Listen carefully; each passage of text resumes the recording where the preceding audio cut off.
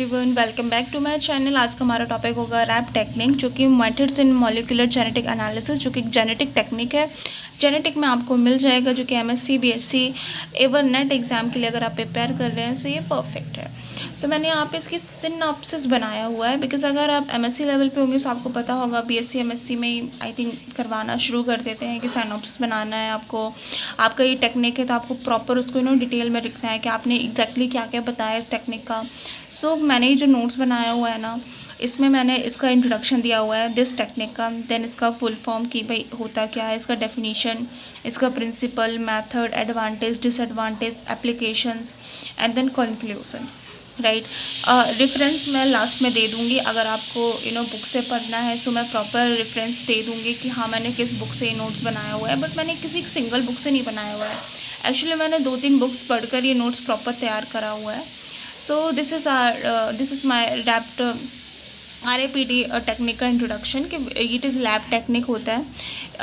इसको हम यूज़ करते हैं जो अननोन DNA सेगमेंट्स होते हैं ना, उनको एम्पलीफाई करने के लिए। तो this line is important, that's why मैंने इसको अंडरलाइन करा हुआ है। सो अभी यहाँ पे हम देखते हैं कि यहाँ पे मार्कर क्या होता है, ठीक है। तो any genetic trick that can be identified with confidence and relative case, right. तो यहाँ पे 3 टाइप्स होते हैं मार्कर के, मॉर्फोलॉजिकल, बायोलॉजिकल एंड मॉलिक्यूलर। अभी हम रेप्ट के बारे में पढ़ते हैं कि ये defined by difference between individuals in term of DNA regions either, आप देख सकते हैं। इसका अगर हम फुल फॉर्म देखेंगे आखिर ये रेप्ट होता क्या है, so it is random amplified polymorphic DNA are obtained by using PCR equipment और थर्मोसाइकिल। RAPD और RFLP these are molecular markers. ये टेक्निक्स हैं, मार्कर्स भी हैं जो कि जेनेटिक्स में इनको यूज़ किया जाता है, और ये बहुत ही इंपॉर्टेंट मार्कर्स और टेक्निक्स होते हैं, राइट। सो ये इसका प्रिंसिपल है, राइट, और इसका ये प्रोसीजर। पता है हर टेक्निक में मेन जो होता है वो उसका प्रिंसिपल और मेथड यानी कि प्रोसीजर ही होता है। तो हम यहाँ पे हम यहाँ पे DNA का आइसोलेशन कर रहे हैं। सबसे पहले तो हम यहाँ पे आइसोलेशन ऑफ DNA करेंगे, देन उसको हम ट्यूब्स में रखेंगे इन PCR थर्मोसाइकिल। उसको हम डेनेचर करेंगे DNA को कितना पे 94 डिग्री सेल्सियस 1 मिनट के लिए, राइट। फिर हम DNA स्ट्रैंड्स को सेपरेट कर देंगे। सेपरेट करेंगे तो क्या होगा, डिकैलिगोन्यूक्लियोटाइड, ठीक है, डेका ऑलिगोन्यूक्लियोटाइड एंजाइम प्राइमर, जिसमें टैग DNA पॉलीमरेज, जो इसमें एंजाइम काम करेगा ना इसको चेंज करने के लिए, वो होगा हमारा टैग।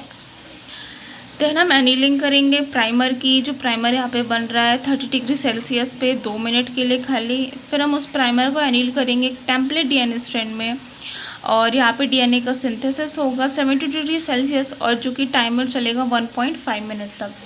फिर यहाँ पर हमारा कम्प्लीमेंट्री स्ट्रैंड सिंथेसिस हो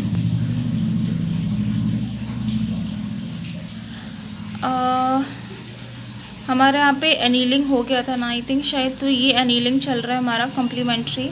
आप ये देख सकते हैं पूरा कि आइसोलेशन से हमने प्रोसीजर शुरू करा है, कॉम्प्लीमेंट्री तक चल रहा है। देन यहाँ पे हम एम्पलीफाइड करते हैं प्रोडक्ट्स को, जो कि सेपरेट होता है हमारा जेल इलेक्ट्रोफोरेसिस से। देन बेंड्स होते हैं वो इथेरियम ब्रोमाइड, स्टेनिंग के थ्रू हम डिटेक्ट करते हैं। अब यहाँ पे कुछ स्टेप्स हैं जो कि बेसिक स्टेप्स हैं, इसका थ्योरी पार्ट है। आप अगर आपको स्क्रीनशॉट लेना है तो आप ले सकते हैं।